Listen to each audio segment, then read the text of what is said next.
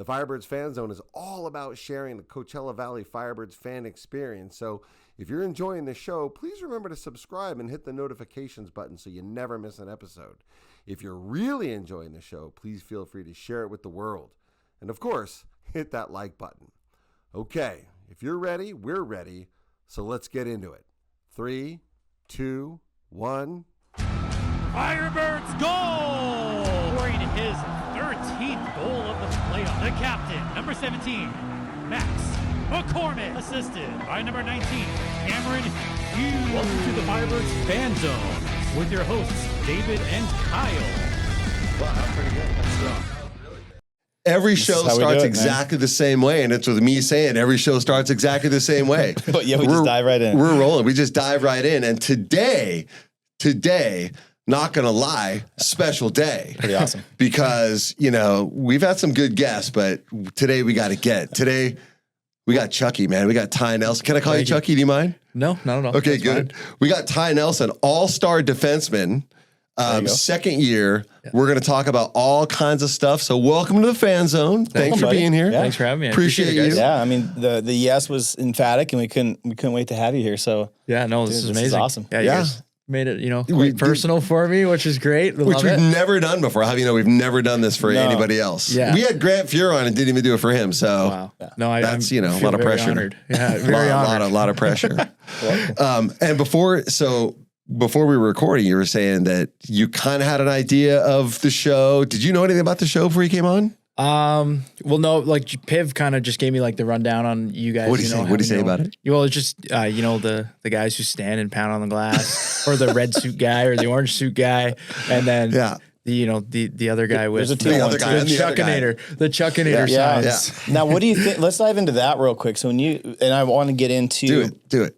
When you got here, what you thought about like coming to Coachella Valley, your opinions. We'll bounce around a little bit. Because we've already there was some history now when you showed up, but when Dave shows up with it was that one, the OG one right there. This was like the standout first one. He says, Kyle, I got this new sign for Ty. You're gonna love it. You're gonna love it. And he sends me pictures. And I'm like, okay, man, what do you got? And then he shows me a picture of that. And I said, that's fucking perfect. I'm sorry, but that's exactly what I said. I go, dude, let's go.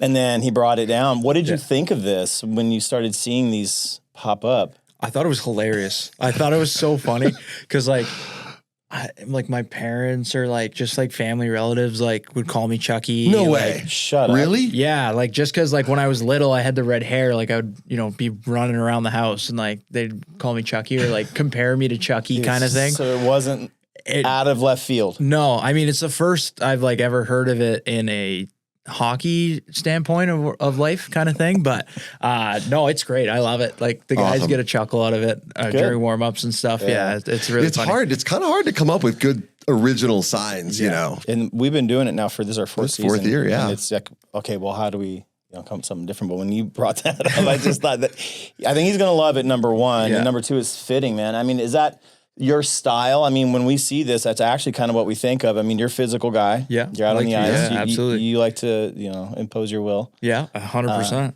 And you've been doing amazing. Thank you. I mean, we'll dive into that, but I mean, my God, you've really stepped into the role this year. Thank you. I appreciate that. Yeah, no, it's been a lot of fun. I mean, coming back as a second year, you obviously you kind of know what to expect around the league and that sort of thing. So just, coming back in my second year, it feels great. So happy to be back and just having fun playing hockey. One thing I've noticed, I'm sorry. No, that's fine. No, just because it's going to piggyback into what I was thinking about earlier. I saw you and John Hayden on the ice during the game. So you guys are talking a lot more. Is that second season you're talking about? I see a lot more communication with the other guy, especially guys like Hayes and. Yeah, absolutely. Obviously, John is just an amazing guy. He's always, really easy to talk to and that sort of thing. But yeah, for myself now, just kind of taking that next step this year of being more vocal, being more of a leader than I was last year. And it just, it's good. I mean, with John, we were there just, chatting strategy kind of thing. And it's something that we like to do to each other is just, talk about things. How can we work around them? Or if a team's playing a certain way, is there something else we can do? And it's great just being able to, talk with those like John and Mitchell Stevens and Pretty much everybody, because everybody's really open to, hearing what you got to say and how can we, maybe I'm seeing something that Mitchell isn't seeing, or Mitchell's seeing something that me and John aren't seeing. And it's just something that can really go in and help the game. And we always, try to talk about that and listen to each other and hopefully, work out whatever's not working. Would it surprise you to know that we can see that? Yeah. When you, and we're going to go back in time a little bit, but when you first showed up on the scene last season, it was kind of a first for us too, because we had a bunch of new players. We're looking at this little brick shithouse going, who's that dude? And I mean, that's some power, that's some speed. And then, but you had to kind of feel your way. This year, it is very apparent that you've taken on a leadership role, whether you know it or not, whether you like it or not. Yeah. We can see that too. Are we? Is that what's going on out there? Yeah, absolutely. I think that was a big part of kind of my goals and just kind of game plan for this year was come in and be a leader and try and help out, our assistant captains and in whatever way I can, and just try and be a voice for the younger guys, or the guys that aren't, you see John, I mean, he's a big dude. He can be intimidating at times. And so just being an ear for anybody who needs to talk, or just trying to support John and Mitchell and Goose as much as I can. Because these are the vets, right? I mean, everybody else does that make you, do you feel like you're the buffer then, kind of the in-between, like the middle brother? The middle child? I mean, child? That's kind of how it felt, growing up in my house. But I mean, you now can get the guys who are coming in and get them going. Yeah. Like Price and all those guys. And then, of course, like you said, you're working with these vets. So it feels like you're kind of right in the middle. Does that seem right? Yeah. I mean, yeah, absolutely. But I think, our room is so tightly knitted that, like, if anybody really has anything to say, then you just, kind of blur it out or whatever. And yeah, no, it's great. I mean, if guys are, like our captains are preaching messages or something like that, then I just try to, maybe clarify it if someone doesn't really understand, or try and, maybe put it into a different term of a way. Cause I remember what it was like being, my first year was last year. Right. Okay. And that's why it's crazy. Cause you've come, you were just there a long way in 1 year. Right. Yeah. And just seeing, for the guys that, come in and are having a little bit of a difficult time or that sort of thing. Like I've been there, I was there last year. So just trying to be a leader and help those guys as much as I can, because, when your team's successful, you're going to be successful. And all we want is just as many wins as we can get and put ourselves in the best spot for playoffs. And that's how, growing as a first year is. It's just, it's a lot of advice, a lot of information that you got to take in and just trying to, channel what people are saying and applying it to your game. Well, it seems like you're doing that. Now, let's go back in time. We're going to get back to all this at the end, I promise. Okay. But let's talk about Ty as a little kid. Probably you're from Ontario, right? Yep. So I imagine your dad or somebody was hosing down your driveway in your yard to skate in when you're 2 years old. Yeah. Let's tell us about Let's get to know what was you. Like for you growing up and where you come from. Yeah. I mean, I come from a neighborhood in Toronto that isn't the best. I lived in an apartment building my whole life until actually this summer. My parents just moved, and I lived in an apartment building my whole life in not the best neighborhood. There was a lot of gang violence, and but I mean, for my parents, my dad every winter would go outside, and we'd have like all of my dad's friends that lived on the street, and we'd go out to the park, and I remember we'd lay the tarps down, build the snowbanks, and we'd water the rink right in the middle of the park. And it was amazing. We did that for 13, 14 years. And then just after that, I mean, hockey got too busy being, older, and that we didn't really have much time to skate on the outdoor rink. But yeah, we did a great job. We did it for so many years. We had my dad's friends had little kids that are now playing, and just being able to, bring people out and be able to skate. And I know from my best buddy from back home, his name's Frank Mitchell. He's a basketball player, 6'7", like 240. This guy's a unit, like massive. Wow. So like, it was just one day we were out in the park playing baseball, and he's like, "Hey, can I play with you?" And we're like, "Yeah, absolutely." And now anytime he can get like anytime he can get on the ice, he jumps on, and it's so much fun. It's really addictive. Yeah, I haven't played, I'm but, tell you, I it mean, is. I'm getting around it more and more, and it is. It seems like once you do it, that's it. You're done. Absolutely, and it was just so cool to see, like, you know, this guy who's playing Division I basketball is coming and playing, you know, hockey. He wants to try something new, and he loved it. Is he any good? Is he good? You know, honestly, for a guy who only skates like once or twice a year, like he's pretty an athlete. good. He's pretty good. Right, he's an athlete. Exactly, natural. He's an athlete. You look at when I was growing up, horse racing was my dad owned race horses and whatnot, and those dudes were like insane golfers and baseball, softball players, like athletes and athlete. And you just pick it up and do it. Do you think, you know, you mentioned something that surprised me. I didn't know. Obviously, I didn't know this about you. You say you grew up in an apartment building, kind of a tough neighborhood. Do you think that's where your tough? Because clearly you're a badass, right? Do you think that's where that came from? Absolutely. You know, from that and my dad and like my mom and dad instilling in me in a young age of like, you know, there was no secret back in the day to make the NHL as a defenseman, you had to be 6'4". You had to be 230, 40 pounds to play that game. And now to clarify, how big are you? I am 5'10" and a half, we'll say. There you go. It's all right. With shoes, With shoes. But no, so it's just that thing is my dad taught me, you know, it's a dog world out there. You have to work for everything that you get.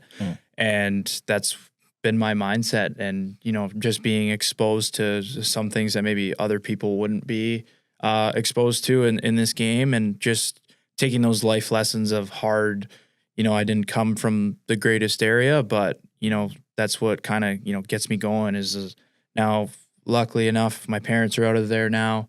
My grandma, she's moving out of there. Wow. So it's just, you know, I want to do my best, and I want to make it to that next level. So that way my family never has to live that life anymore. I love that. And you, I mean, cow. I'm going to just go on a limb and say you're doing that for them.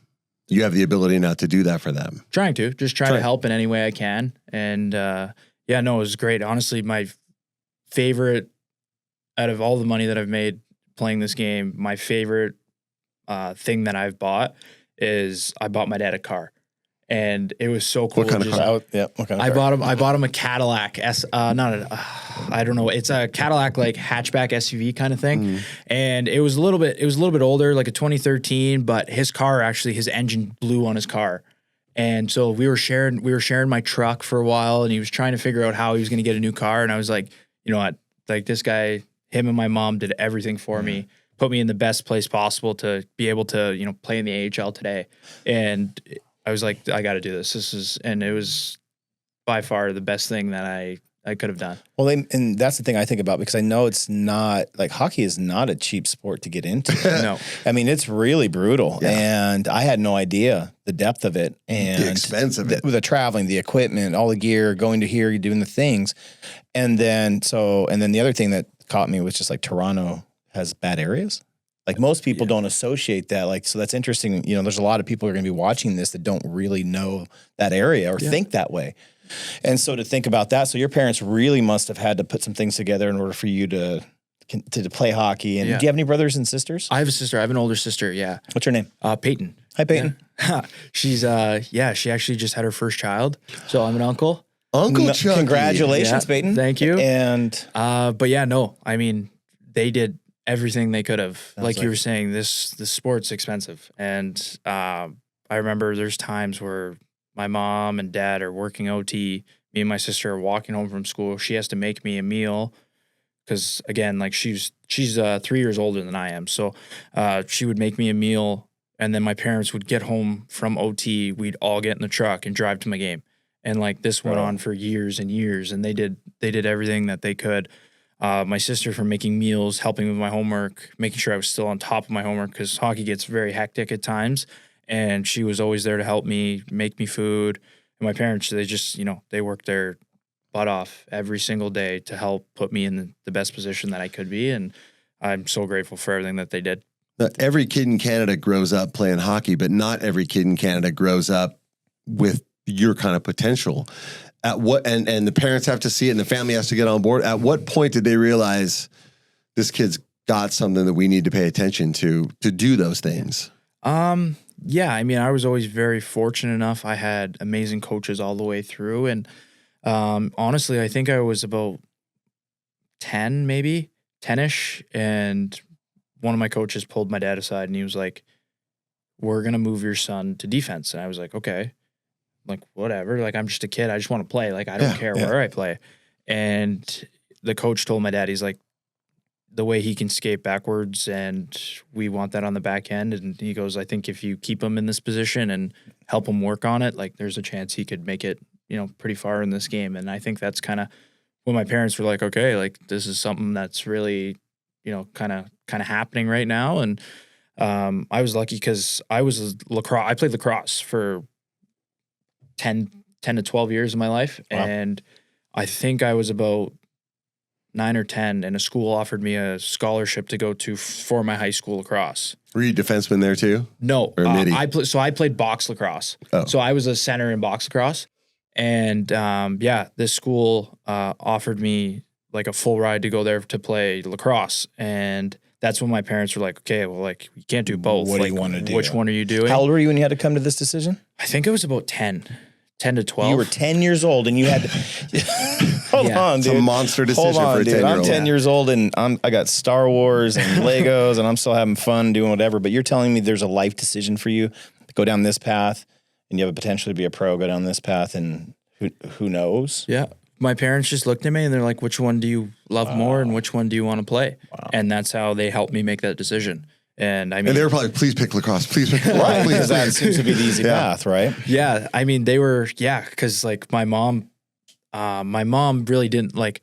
She's so supportive and all of that, but like she's like, this is like a school you got to pay, you know, real money to go to for like this is good education. This will help him get into college.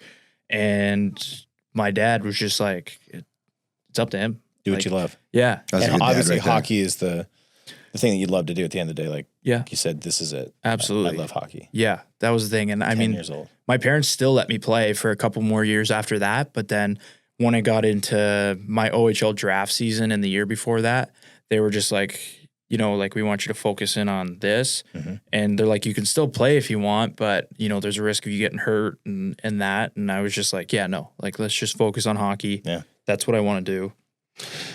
OHL draft, is that out of juniors or college, or I'm not familiar? Yeah. So how's that work? In Canada, the way it works is like it's called minor hockey, which is in Toronto is actually like one of the best places you can play minor hockey. So it goes from, I think you're about 10 or 11 until 16, and 16 years old is your OHL draft year.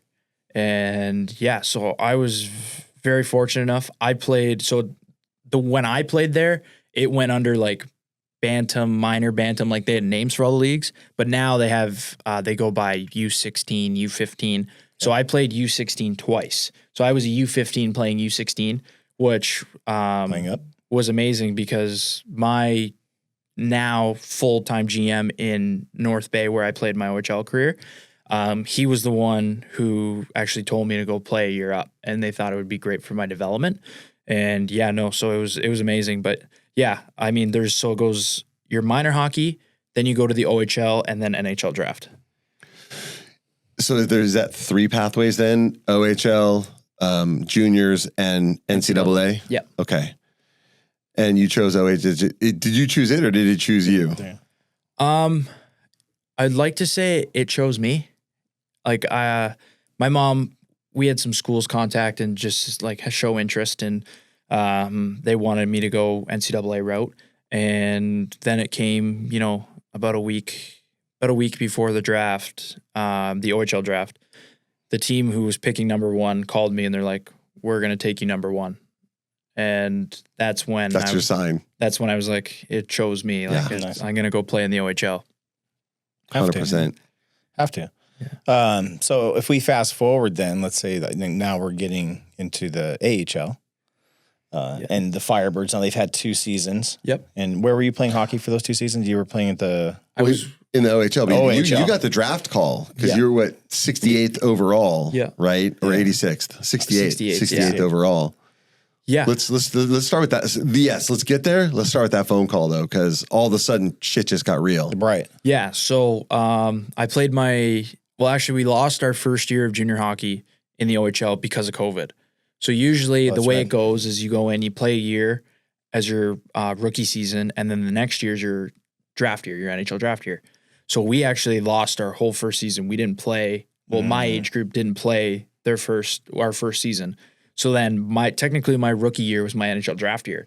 And so you just had one season to really show yourself. Show yourself. Wow. Yeah. A lot of pressure. So it was crazy because it just, what COVID did, it ruined a lot of things and a lot of sports and all of that. So it was crazy. So I played my full year, and then I was talking with my agents, and they were like, okay, we've talked to teams, we got a good feeling, we want you to come to the draft and be there. And so it was a lot of fun. I went there. I think I had 40 family members with me. Fun. Holy cow. We had a ton of family there. Were you surprised to be invited to the draft? Not really. I mean, I kind of knew a little bit earlier on, and you always see these rankings from guys who like Craig Button and those sorts of people, and they kind of, give you an estimate of where, and then your agent's obviously filling you in through the year after they're talking NHL teams and seeing what they like and stuff. And so my agent had just had, he's like, you got a good chance. We want you to come and enjoy it. And yeah, so we went there with 40 family members. It was amazing. And then, got picked by the Kraken. It was surreal. How great was that? Oh, it was so much fun. Who'd you hug first? I think I hugged my dad. My dad was the first one, and then my mom. But it was so surreal. It was I blacked out. I heard my name get called. I stood up, hugged my mom and dad, and my dad's whispered something to me. My mom whispered something to me. I have no idea what they said.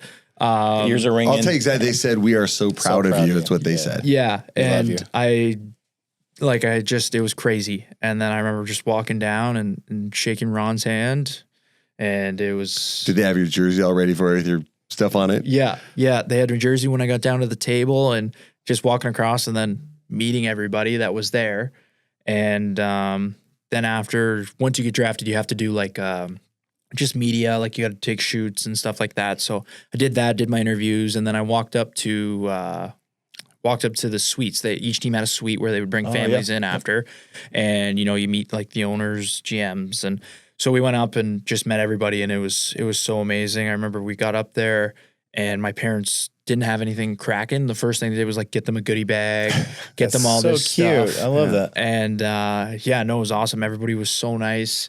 Got to see Shane, because me and Shane we played together when we were growing up and played against each other for years. So I knew him pretty well. He's a good dude, right? Yeah. He's awesome. Yeah. So just being able to see the guys that, I've played against or played with, I knew Furcus from playing against him, Goyette. I didn't Much know. better play with those guys, huh? Oh, than yeah. against them. Yeah. I wouldn't want to be defense against Furcus. I'll tell you what. No. That kid's on fire right now. Oh yeah. Hot hand. He's locked in. But yeah, no, it was so much fun. And yeah, it was really cool. Went up to the suite, just met everybody, talked to everybody, had a good time. And then actually funny story is my best friend that I played junior with, we also played minor hockey together. So he was waiting for his name to get called. So I remember, I don't know who it was in the organization, but they're like, okay, do you want to sit around and just hang out and for the other guys to come up? And I was like, I'm sorry, but my best friend is still waiting in the crowd. I'm going to go down and be there for him. Loyalty right there. Yeah, so we had all 40 of my family members went down to his spot where he was sitting. And finally, I think it was the 7th round, his name got called. Nice. And it when Montreal there, because it was in Montreal, when Montreal picked, the place erupt. And You're all there. it was the loudest 7th round pick in history that they said. I forget who, I think it was the commentators that said it, but it was so cool. It was such an amazing day. Well, good for you for being down there and supporting your guys. That's I mean, legit that's right what I there. That's love how you know he's a... Well, and that's what I'm learning more and more about hockey culture and the guys and the bonds. Like you said, you guys all play together, come up together. And it's a small community. It is. And you're killing yourselves to get there, and you only have a certain amount of time to make it happen. Yeah. And you do it at such a young age. Absolutely. That's what's the most how old are you? 21. And yeah, you guys carry yourself. I think every player that we've talked to and interacted with, it's just been beyond their age. So I don't know if that's part of just how you guys are brought up. And I know except for Riker. Riker's a bit of a kid. Yeah, Rikes is definitely, he's, oh God. He's not now, but he was funny. That he was story funny. about him and the tape measure, yeah, absolutely cracked me up. I could not. He didn't know how to read a tape measure. Who was his roommate? I forgot. Henman?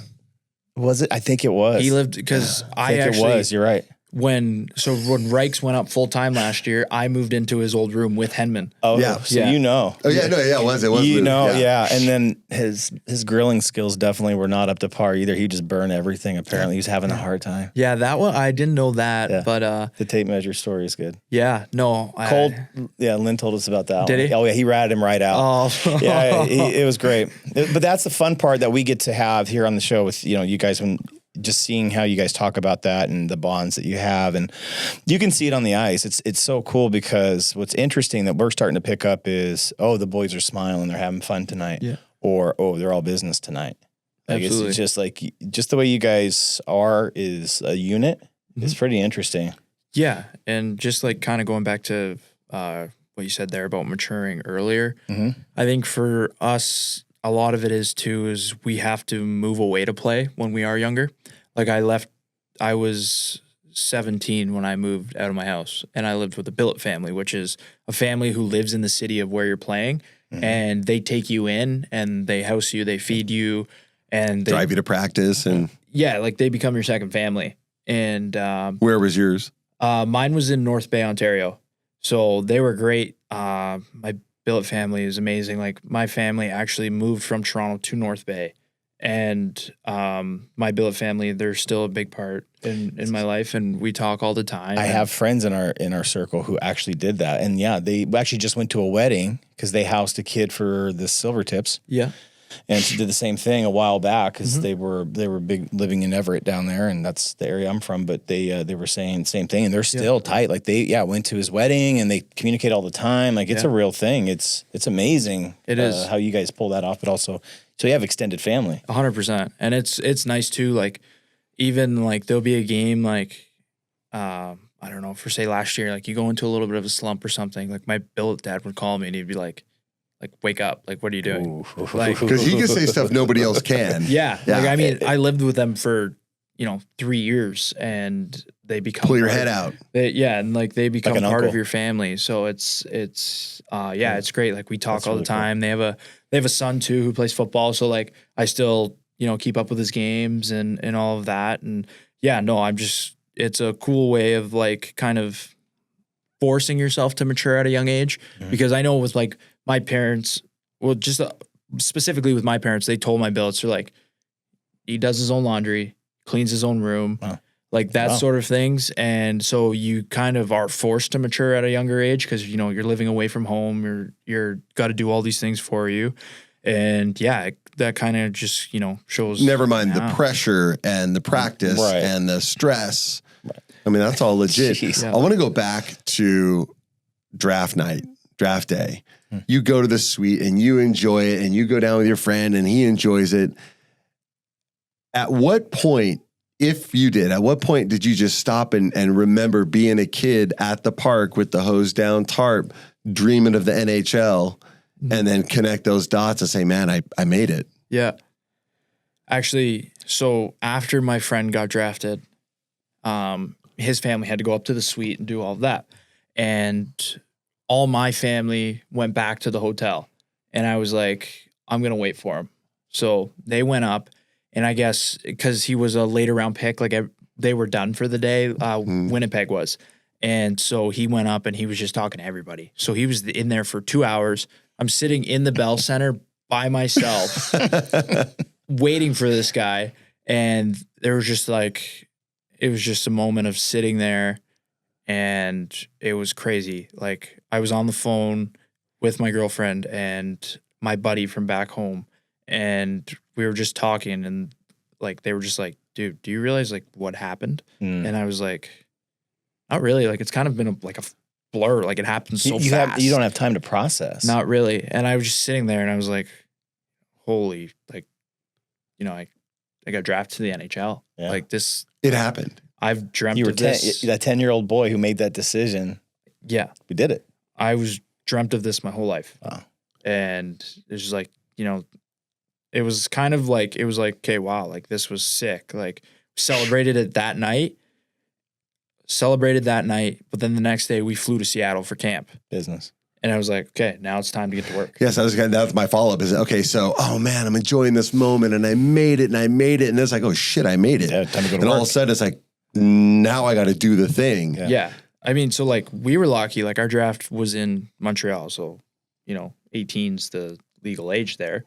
So we went out, myself and my best friend who got drafted to Winnipeg, our families combined, we rented out the whole top space of a bar. Nice. And like there was like probably 70, 80 of us there. And like, so whatever, we're all out there having dinner. And then I get like an email from the team saying, hey, we're flying out tomorrow morning. Or like they told us about it in the suite, but like, again, everything was a blur happening so fast. Like I didn't really process it. Right. So I got the email. It's like 8 p.m. And they're like, okay, got to be at this hotel at 6 a.m. for a flight. And you're like one too many Molsons in already. And At least. so like, I remember it being 11:30 or like 11 or 11:30, something like that. My There parents was a were one like, in front of the. We know that. my parents are like, okay, like we need to go. Yeah. Like you got to go. But no, so we lived that day up. And then the next day Good for you. got on that private jet that they took us on back. And it was all business from there. So what happened next? Let's just walk us through Yeah, what what happened was next. that? Like you get to Seattle. Had you ever been to the Northwest before? Had been to Seattle? No, never. What was your, obviously your go mode, you're doing, what was that camp like? What was being, you've made it and now you're, okay, now we got to And now you gotta make it. Yeah. Yeah, what was that? exactly. Yeah. So- What was that like? Yeah, no, it was really cool. Like, so we got there, they kind of just gave us the day to kind of relax when we got there. And then after that, it's go time. Like you're doing workouts and skates every single day. Mm-hmm. But then after, you're going to tour the city, you're going to tour the Climate Pledge Arena. They took us to the Space Needle. They took us out for dinners and everything like that. So that's called like rookie camp or development camp. And that camp is completely different than what they call main camp. Okay. So that camp is just all the prospects that got drafted over the last couple of years. How many of you were there? Oh, I think there was probably like 12 of us, or like maybe let's call it 10. 10 just in my draft year alone. And then there was a bunch that came from like the year prior.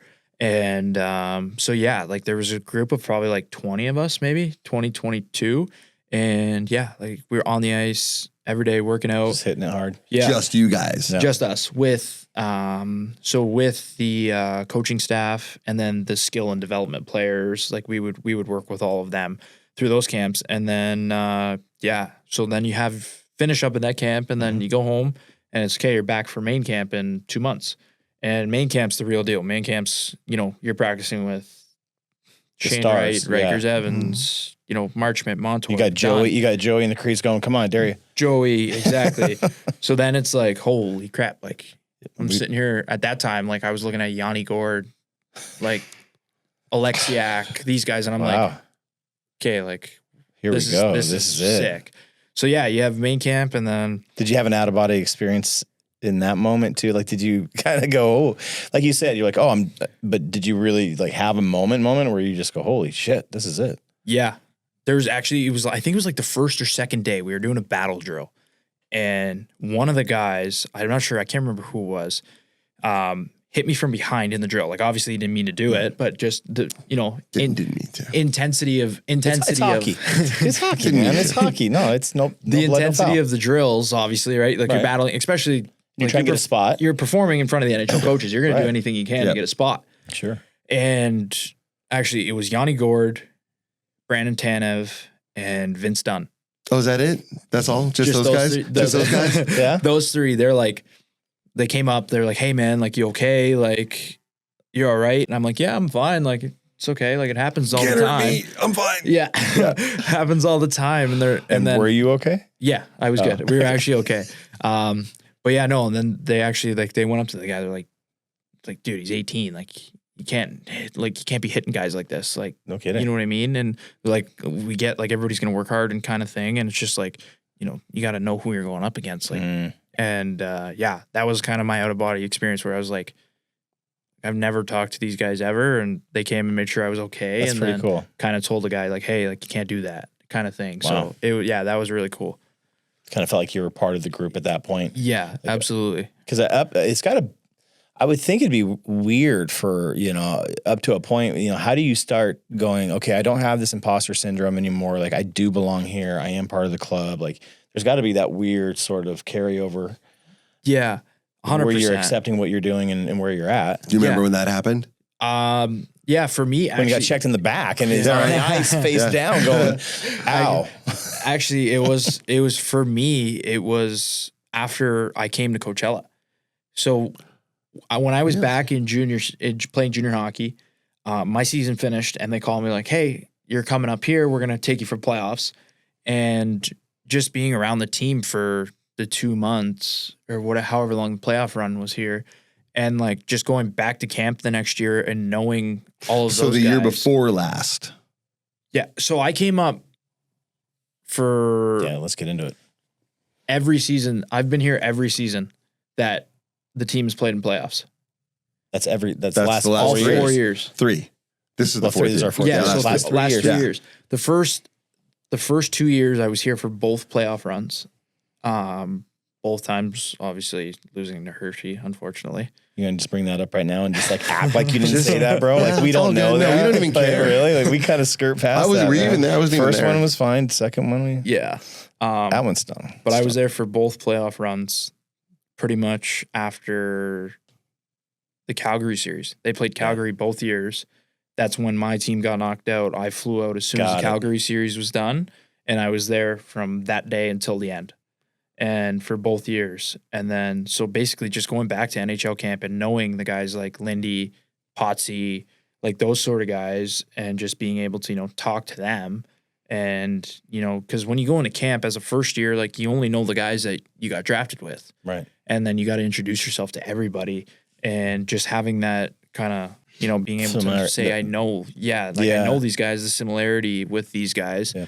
And that's when I was like, okay, like I don't feel kind of like out of place anymore. That's awesome. Yeah. At what point? Now I watch you skate because I play defense too, but I'm not quite as good as you.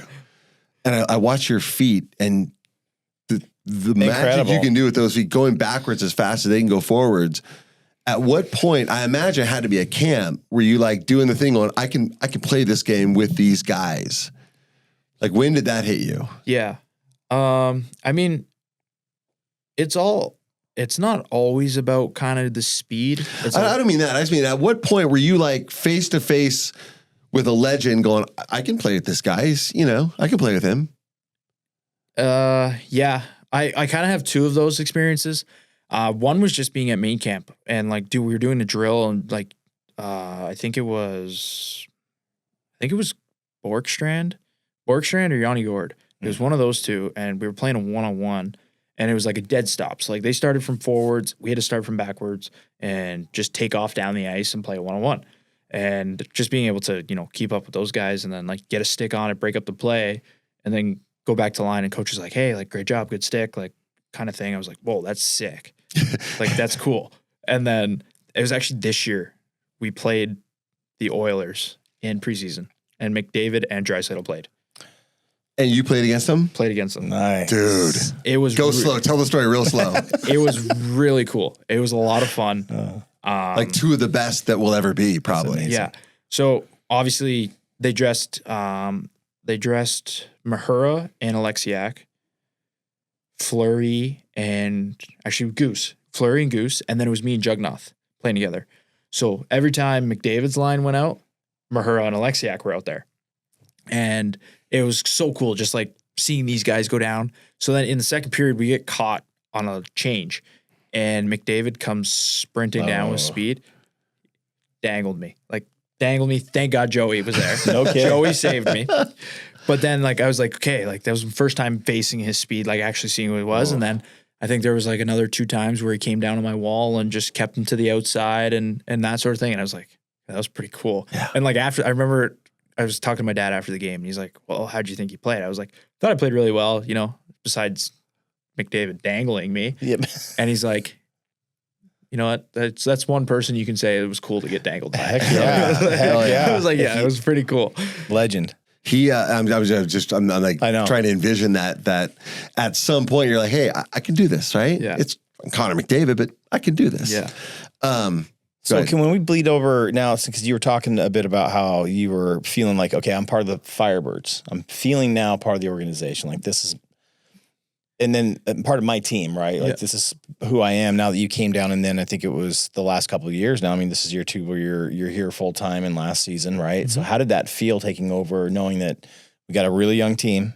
Because we went from the first season, second season, not being the oldest. The first season, I think we were close to the oldest. Chock full of free agents, and you know. And then second season was a blend, but then definitely by year 3, we were young, and we're young this year. Back at the kids' table, it felt like. Yeah. So how was that for you, and knowing like, okay, I need to step into a certain type of role, and then Yeah. I mean, it was challenging. Yeah. Obviously, like trying to follow up, 2 teams that made the Calder Cup back-to-back years, right? Yeah. And it's hard to follow it up. Like, so for us, it was honestly last year just putting our heads down and going to work and working as hard as we could.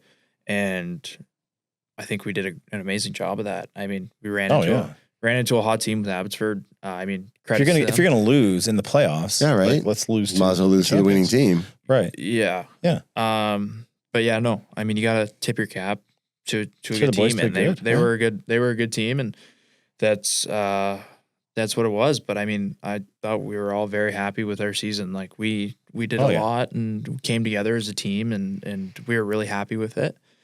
And then now this year is just kind of a different scenario. Like we had like the older guys like Nick Brouillard and Max Lechois. I'm just talking on the back end, right?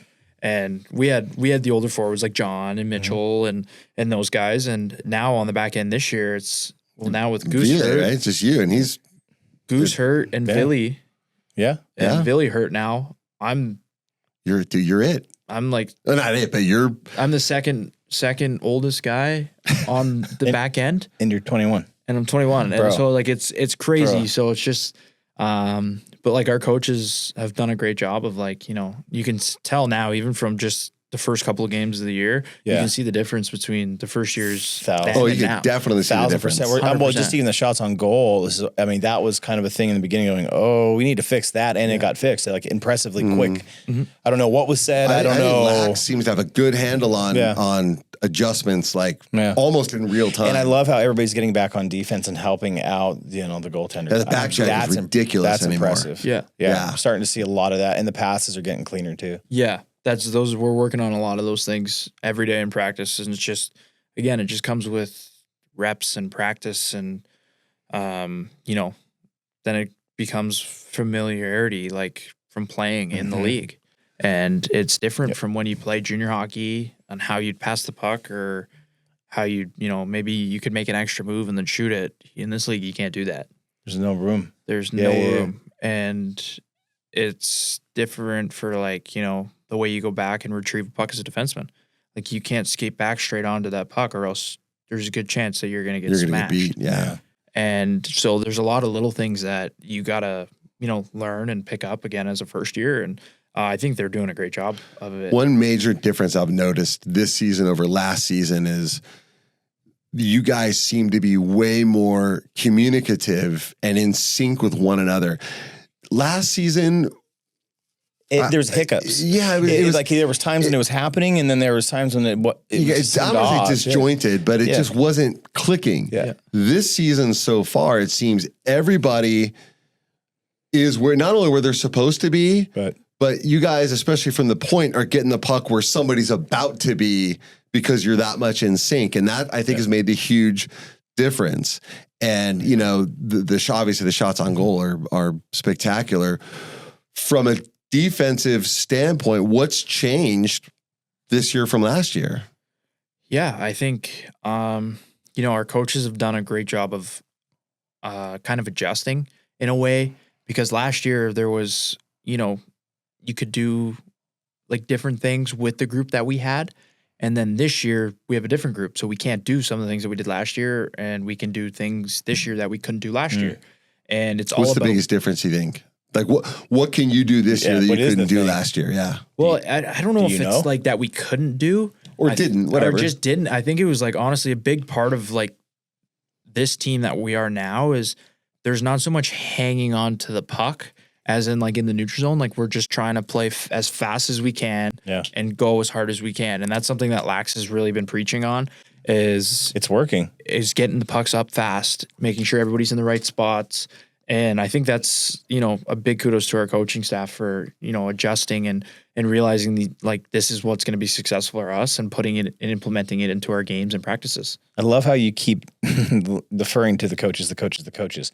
And that's great. And as you should. And we love those guys. Lax, great job. Keep doing what you're doing. But you guys are actually doing the thing. Like you're implementing it because application is key. He could tell you what to do all day long, but if you guys aren't doing the things, then it doesn't really mean a whole lot. So you guys are. We've seen, and everybody in the stadium, just so you know what the feedback is wow, looking different. Wow, look at these guys are progressing. Wow, they're starting to. You could tell they're gelling. Wow, there's a chemistry.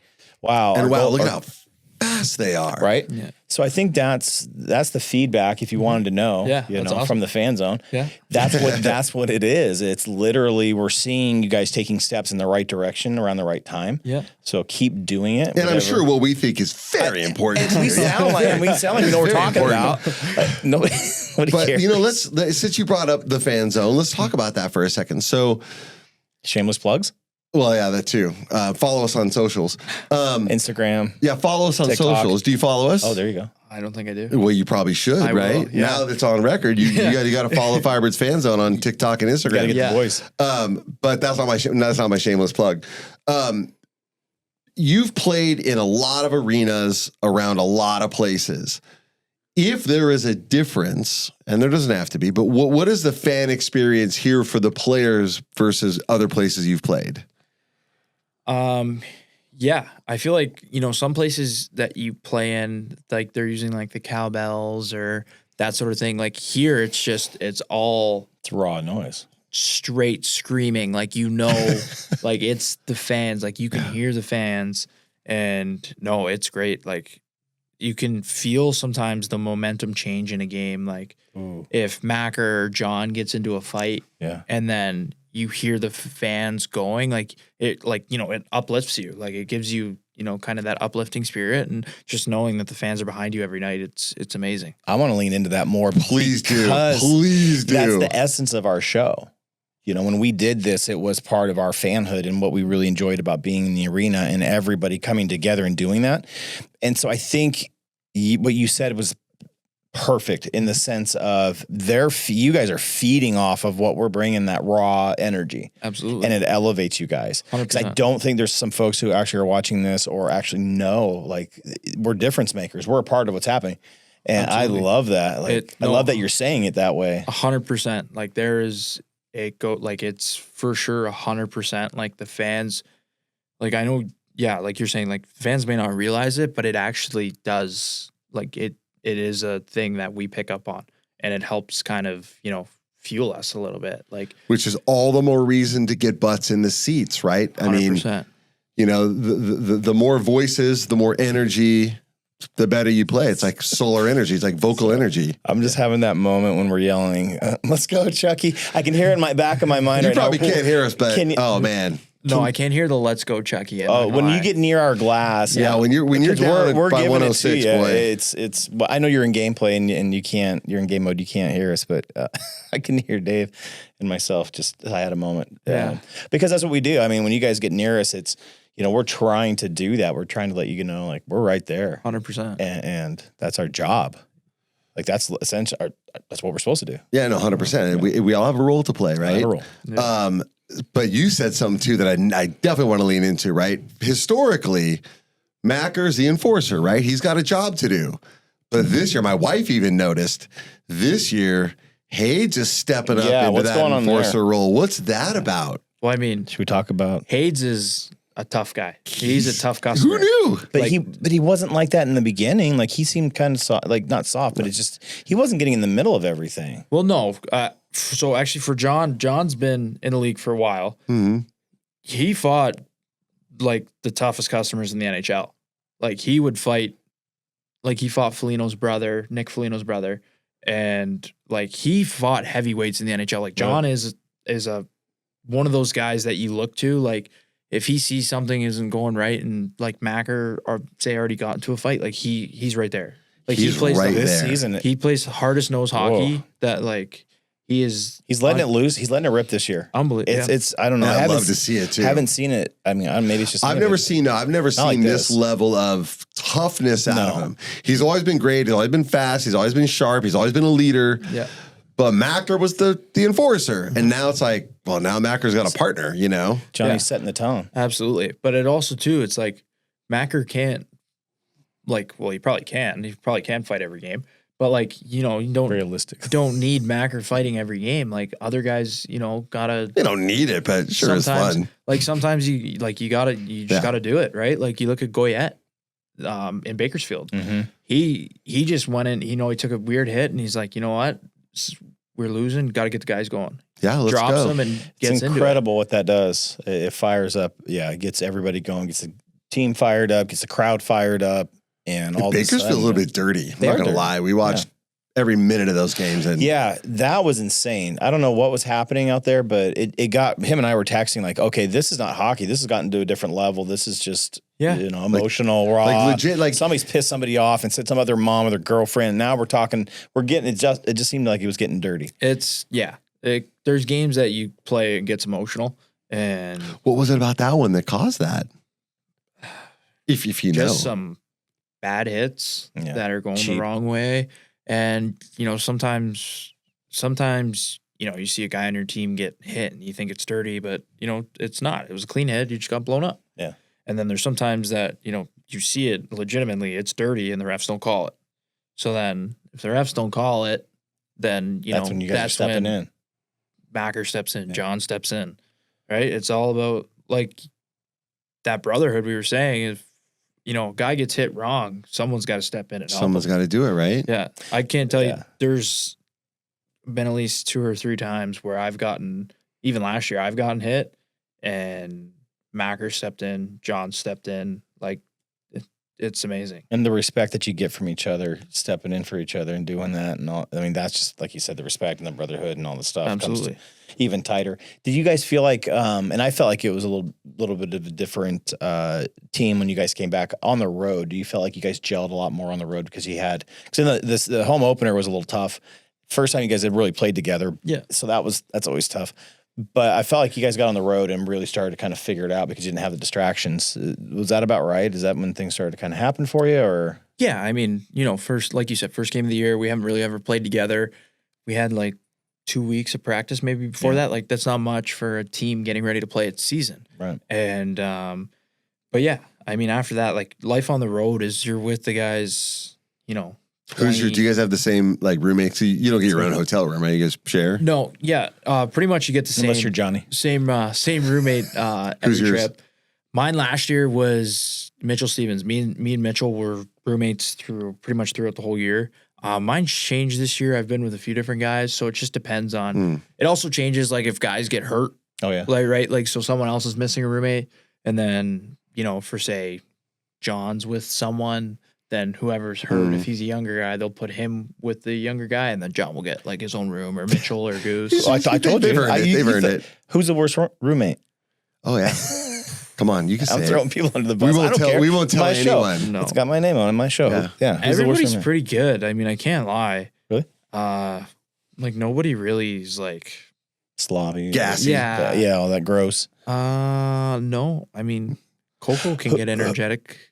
And who takes the longest to get ready? Longest to get ready? Yeah, like who's the pretty boy that's getting like in? He's taking like some time to. Oh, Max McCormick. Oh, Max. He's a pretty boy. Right? Yeah, all right. Yeah, but he's taking the most time. Max McCormick. We never roomed with him, but we always have this banter, me and him. It started ever since I've came into the Firebirds organization. Like we always on a daily have banter where like we're chirping each other or just like, giving each other a hard time. And it's unreal. So like anytime, like if you look at like the videos for like picture day, who takes the longest, he says me, I say him. It's just it goes on. Okay. Oh yeah. All right. Now we know. Now we know. All right, Speaking of chirping, who's the chirper on the team? Because it was Cole Lind when he was here, but who's the who chirper? takes the title now? Yeah, who has the crown? Or it might even be you for all we know. No, not really. I'm not much. You don't talk a lot. I noticed that. Not to the other team. No, I noticed that. Unless like you piss me off or something. Then Right. I will. No, Macker, John, Mitchell has some good ones. Because Lindy was getting in people's ear all the time. Yeah. Lindy, And in their brains and in their head. And then there's a scuffle. You put the glove up in their face, give them the wash, and just constantly just getting on them. Yeah. Yeah. I mean, there's like guys always kind of, if it's the right moment, they'll throw out a good one. But like, I feel like we haven't really had many where it's like scrums in front of the net and guys are like really ripping on each other yet this year. What's the best one you've ever heard? Jesus. Or just a good one, like We were in junior hockey, and there was this guy who we were playing against, and he had a gap in between his teeth. So one of the guys on my team said that his two front teeth were in a long distance relationship. That one was pretty good. That is pretty good. Yeah, that one was pretty good. But yeah, other than that, I mean, it's actually funny. Like the fans chirp a lot too. Yeah. Like it was funny. I remember we were in Peterborough for playoffs and the national anthem's going on and someone just yells out to me, "Hey Nelson, you look like a Pez dispenser." Like in the middle of the national anthem. Dude. And I'm just like, okay. Like, I feel a new sign coming on. Right. But what a heck of a time to pick it out. Oh my God. Let's kind of bring it into present day, right? You're coming into your own. You're feeling the, what's next for you. And I realize you want to get to the bigs and all that, but this season for the Firebirds, let's pretend you're going to be with us all season. I don't know that you are, because I feel like they're going to need you. They're going to need you up there. What's next for you? Like what are you hope to achieve next? That's a weird question, but yeah, I think for myself is just getting better every day and helping my teammates get better every day and just putting in, the best effort that I can to do anything that I can to help the team win and just, become a bigger leader on the team. And whether it's lead by example or, talking in the room or that sort of thing. And, just giving it my all every day. And like you said, like everybody wants to make the bigs, but can't worry about that. Time will tell, and your time will come when it comes. You can't force it. You can't be thinking about it. So I'm here. I'm present in Coachella. I wear that jersey every time we step on the ice. I wear that jersey, and I play for that crest. And that is what I go by every single day. And my goal is, just to get better, and whether it's on or off the ice, and then just do everything I can to help the team win. Well, man, thanks for making it impossible to follow up that question. Well, I will say, though, your 2-goal game, how'd that feel? That felt great. I mean, bro, that's got to feel – talk about helping the team out. I mean, knocking those 2 in had to feel like, okay, we're putting in the work. Because I think have you been working on more of that in the off season, or what have you changed a little differently for this year? Yeah, definitely. I think, last year coming in, like I had to feel it out, figure out, where I fit in this team. And now this season coming back, like I know my role. I know what I want to be. I know kind of what I have to do and how to help the team. And again, like you're always going to make mistakes and you're always going to, have questions and that sort of thing. But the coaching staff and the team, like everybody's, kind of made it really clear of their roles and what, we expect of each other.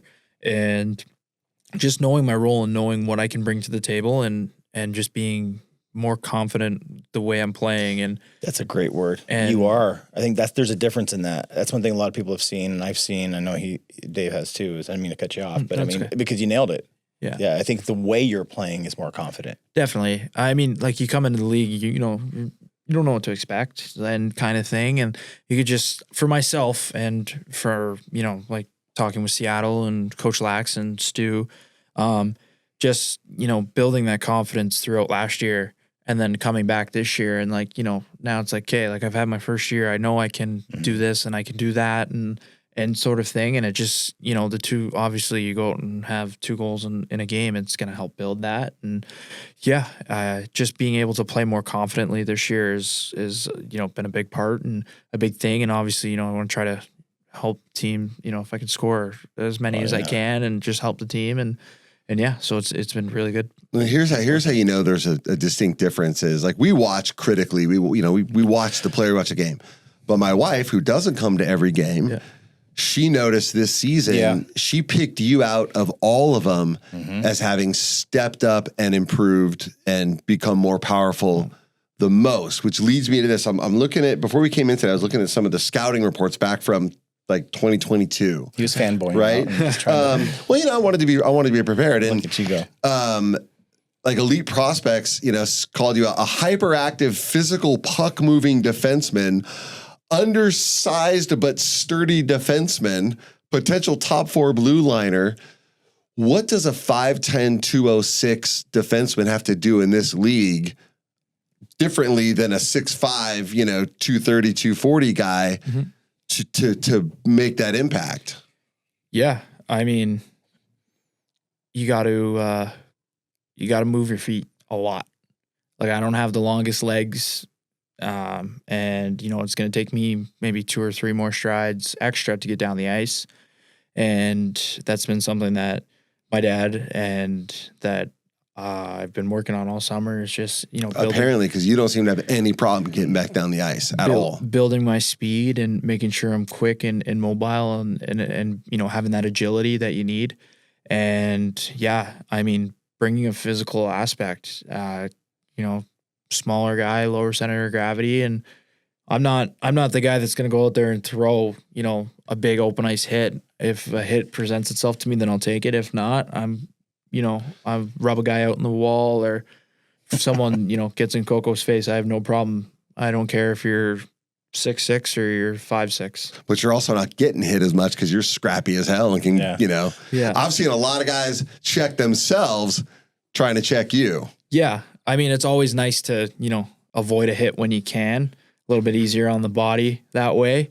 And yeah, I think, again, getting back to the, you know, being more confident with the puck, like, you know, I'll have the puck here and I know I'm handling it and I'm looking like this and I can see a guy coming and like I make my play and then I can spin off that hit. So it's just, it's a lot easier this year not getting, you know, hammered every time you have the puck. It seems like, the game's getting easier. Like you said, it's a good word too. Confident, and the game is coming to you rather than you trying to force it. Yeah. Yeah, I think that seems to be. And then, like what you were saying, it's not the size, right? We had talked about that saying before. You know, it's not the size of the dog in the fight. Dog in the fight. It's the fight in the dog. Yeah, we talked about that. 100%. And that comes from, you know, all sports. I mean, I know in basketball and football, you know, there's a lot of guys playing positions where they're supposed to not be in those positions. Who cares? Yeah.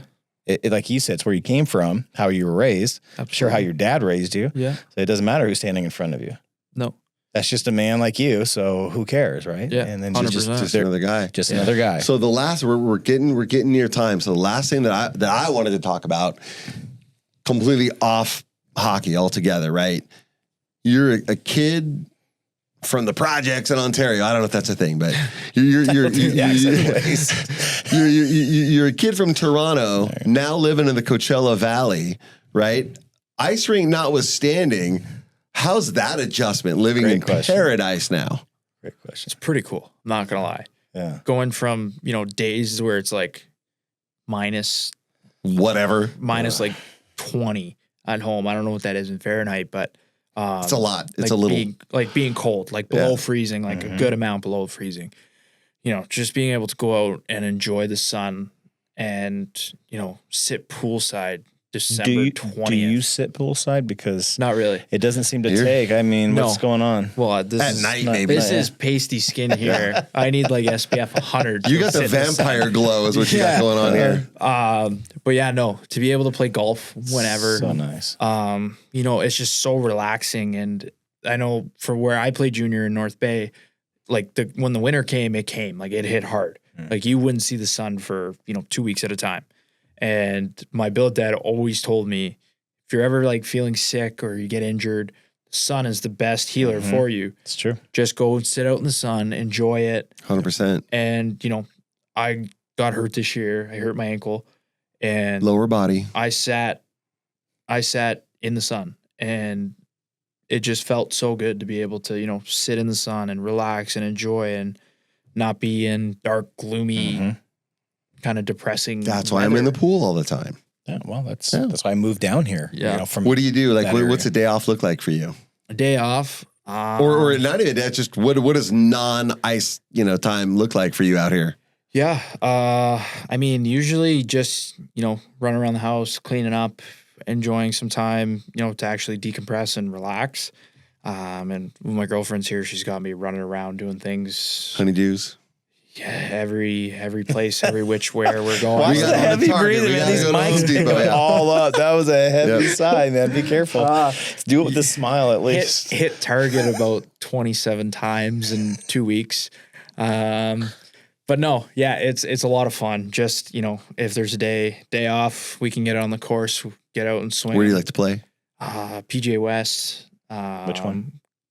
I like the Nicholas tournament is really good. I like that one. And then, wherever else we can get out, Classic Club, Toscana. Those are all great courses that I've played. And yeah, play golf, if I can, have the guys over, get some dinner, go out for dinner. Who's the most fun? Who's the most fun? Oh, It's a weird question. there's to hang out with. Everybody's really fun to hang out with. Like, there's guys, like, we have guys who, we'll play cards. So, like, we'll get that group going. And then there's a group, like, after a good win, like to go out and have dinner together. And yeah, no, it's a lot of fun. I think Coco probably is the most fun because he's so energetic and is always like. Fifth time We I've heard have to that. have him in the studio then. Yeah, we got to get him in. If anybody else is listening out there, Let's go. I think Coco Will definitely you need an interpreter, or would can we be just? would be the next down the road. No. Yeah. No. I heard he tries like hell. I heard he does. really does. He I heard really he's does. just Yeah. he's about it. Oh, he That's is. awesome. Like considering the first time I met him to now, Oh, like you wouldn't tell like he didn't know any English. Oh, wow. Like his English is really good. Like that's amazing. yeah, I remember. I think it was last game or something. My phone was ringing in my stall. It was my girlfriend, and he picks it up and answers it, and she's like, "Who's that?" And I was like, "It was Coco." She's like, "No, like that was someone speaking like fluent English. What? Like we didn't expect because I guess Let's you couldn't hear go. the accent." He's working on the tapes, man. He's working on yeah. No, it was online hilarious. Yeah. We'll get him in. We'll talk with him. When we had, I think it was Riker Evans was talking about how Potsy was like the card player guy. Yeah. Who's the card player guy? No, now? Hughes. It was Hughes. Oh, was it Hughes? Yeah, Hughes was the card player, and then I mean, think Potts didn't want to for have to play sure. with. But yeah, Yeah. they were. There's a group of them. It's Morrison, Goyette, Furcus, Avon. Who else? Or those guys are like they play a group, like they'll play like you get like a house game, whatever. And then there's like another group who will like snap euchre around on the bus, like because you got to do something to kill time. Right. So Bakersfield's really far. So yeah, so there's a couple. There's nothing out there. There's a couple of them that love the cards, and on the way home, killing time. You got nothing else to do, so yeah, just have fun. Well, if they ever need like a fifth or sixth or seventh, Dave and I are always available. If it's Texas Hold'em, if there's anything else, anything else, we're just Hold'em guys. Aces Wild and all that shit. I don't get it all involved in all that. It's too much math involved. You know what's fun actually? But since you're here, the warm ups. You guys seem to be having a good time, and you have a good time with the fans. Yeah. I love that. You guys really seem to be enjoying the interactions, and I like how you guys are playful and you do all that. I think that's really neat how you guys do that. And I think, who started doing that? Why, I guess, or just, is it just because we're there? I mean, it's not just. I mean, the way like I look at it is like everybody loves to have fun, right? And so in warm-ups is like, it's a chance, to be loose and relax before the actual game starts. Mm-hmm. And, John likes to have fun. Morrison likes to have fun. Like a bunch of guys like to do, funny things and just enjoy and have fun. Like for me, it's like I'm playing a game I love and I'm having fun while I'm doing it. Good for you. And that's the way, like, I know, tonight's a great night is like, if I'm on the bench, dancing around to songs, like that's, I don't like to be, I'm not the guy who sits there and needs to focus in on one thing. Right. I just like to be loose and have fun and, kind of enjoy it. And then obviously when it's time to get serious, it's time to get serious. But, yeah, I mean, having fun, like seeing you guys with the signs and stuff, like it's always fun. Like, and now for myself, like I do the pucks now and warm up, and like you see like different guys start to routine and stuff, and like you can kind of like mess around with it a little bit. Like, well, I can like passing the puck and stuff, and yeah, it's fun. Like you can't just be all seriousness. And we catch on, and we're watching it all. Like we see the little nuances. Yeah. It's hilarious. I mean, you guys are, we have this fun ability to, you guys are in a fishbowl and we get to just watch for a little bit and your tendencies and your interactions and who does what. And over time we pick up on that. So it's like, we know you without knowing you. That's why, him and I got excited. It's like, oh, we're going to have Chucky on. This is cool. We get to take down the glass. We get to interact and have a moment, because usually now it's just, we're interacting, during the warm-ups. I love it. And absolutely. And that's the one thing we love most about this show is that we get to make you human, right? 100%. On the ice, dude, you're no shit. You're the heroes, right? You guys, we're there for you. Yep. I don't know if you're there for us, but we're there. We're there for you, right? But to put a human face on it, which we've talked about this before, and we'll get to it. I don't know that any other fan base has this kind of connection with their team. And I don't know if any other team has ever brought a community this close together. Yeah. So to be able to interact like this and through this vehicle, however many people watch us, get to know you better, I promise you, they're going to look at you different. Heck yeah. You're probably going to see a lot more Chucky signs out there. T-shirts. Hopefully. Yeah, whatever. Yeah. Because of this. No, absolutely. So it's, and now goes back to my other question. Have you experienced, and I'm not saying we're the best, but I know we are. Have you experienced a fan base like this? Very biased question. You have to anywhere. I mean, I like to compare it to where I played junior hockey. It's a small town. Everybody loves the team, and I was fortunate enough where I had my own community event in North Bay, Ontario, and just to reach out to the community, because the community supported us so much, giving back, and that's what we do here. We're doing different sorts of community events, and it's amazing because obviously, you guys are the ones that are in the rink, supporting, buying season tickets, filling up the rink. Like, we don't want to play in front of an empty rink. We want to play in front of a full crowd. Calgary. That's right. But I'm not calling anyone out. I'm just saying. And no, so like, by us being able to go out into the community and get to meet you guys and, kind of show you what we're about. Cause, you guys see a certain point of view when we're playing, and then off ice, it could be completely different kind of thing. And that's something that, doesn't really get portrayed a lot. And like I remember it was media day this year, and Lucas Dragisevich, he was like, I want to get my personality out there. Like, how do I do it? Right. And actually he was talking to our gentleman friend in the back there, Piver. And, Piv was just telling him, like, you got to talk about yourself on these when you're doing this media event or you're doing these out sort of things. Cause the more we know you guys, or the better we get to know you guys, the more you guys, get to know us and want to support the rink and the team. And, it's never fun playing in an empty building. We want to play in front of you guys and play for you guys. So that's been, again, the nut of the show. Yeah. Because it was really neat season one, and a lot of the Valley didn't know anything about hockey. So there's a new culture to learn. And then we didn't know, like, okay, how do we, we want to show up feeling like we know everybody. So actually it wasn't just, we love having players in, and that's great, but it was everybody. It was Jason, it was Kyle, Sarah, it was, everybody who's making the magic happen.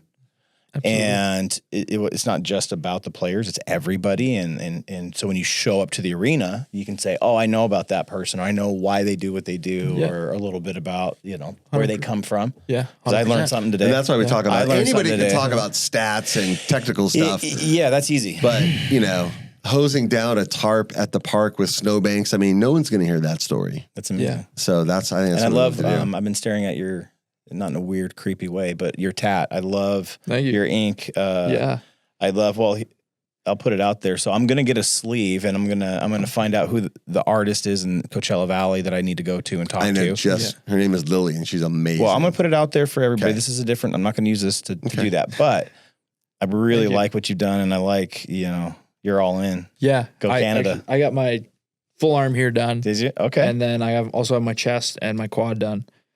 See that? Yeah, my parents were great. Like I was young. I was 16 when I got my first one. And the only reason my parents let me get it is because my first tattoo was in here as a dedication to my grandfather who passed away. So I got that one done, and then I just fell in love with it. I did. They're addictive. They are very. I've got addictive. a few myself, and it's yeah. It's so I'm just staring. I'm going, yeah. I've been wanting to do it for a while, but that's really well done, and I like how you show up. Yeah. Thank you. And I love the way that the way you carry yourself on and off the ice, dude. Like you're a hell of a dude. Thank you. I appreciate that. I've heard some things about you prior, and it's you've lived up to it. I mean, Thank you. Yeah, you're a good dude, and I love what you said. Like you wear that crest and you wear it proud. I could tell. That's 100%. Huge. That was awesome, and you nailed it. I Thank think you. most of I'd say every player feels that way, but the way you that clip's going out on social media. The way you put that right was now. perfect because. Yeah, we were fortunate in the first 2 seasons to do something special and then to carry that tradition on. And there is an expectation level. Absolutely. Obviously we want to be there every year, but we know that's not going to happen every year. But we know, I think the expectation is just the effort, man. Yeah, just show to up. Try to get there. Get there, great. Don't. It's okay. We love you anyway, but. It's the effort. And clearly, we're only barely scratching the surface of the season, but we're seeing it already. Yeah. We're already seeing it. We're so proud of you guys. I mean, it's amazing. Thank you. Kyle, we're coming up on time, so I think you got an assignment. You got some homework to do right now. We do rapid fire questions, like most shows. Don't think about it. Just answer. It's real simple. Okay. I don't know how often you get into some of these are arena questions, and so what's your favorite food at the arena if you've had a chance to sample anything? Like maybe at a concert or something. No, I haven't been to many of those. The cookies in the where the suites are, the lounge there. Great cookies. I've had them a couple times. Are you a sweets guy or savory guy? Sweets. Sweets. All right. Yeah. That's not on here, by the way. That's a bonus question. I should throw that in there. What's your go-to meal in the Valley? I mean, you said that you and a girlfriend go out, or when it's downtime for you. So where? I mean. I guess without people bothering you, but where do you go? Yeah. Portavia is a big one. Yep. Love that place. I love Portavia. They're great. They host us as, we did a show there with Ty. With Cartier? No. Did I say Ty? So you said Ty. Did I say Ty? You said Ty. That's my bad. It wasn't Ty at all. Ty. No. It was Matt Tennyson. It was Tennyson. Oh, Tenny. Yeah. That was my bad. It was not Ty. I would do one on Ty, though. If Ty wants to come down, we've got the seat open. We'll That's talk fine. about that later. Later. All right. So what's on your radio come game day? Country music. Really? Yep. So I'm actually the DJ in the room on game days. Me and John kind of switch on practice days. Okay. But game days, I am the DJ in the room. But on my way to the rink, my shower before, it's country music. Okay. And then once I get to the rink, it's a switch between kind of rock and rap.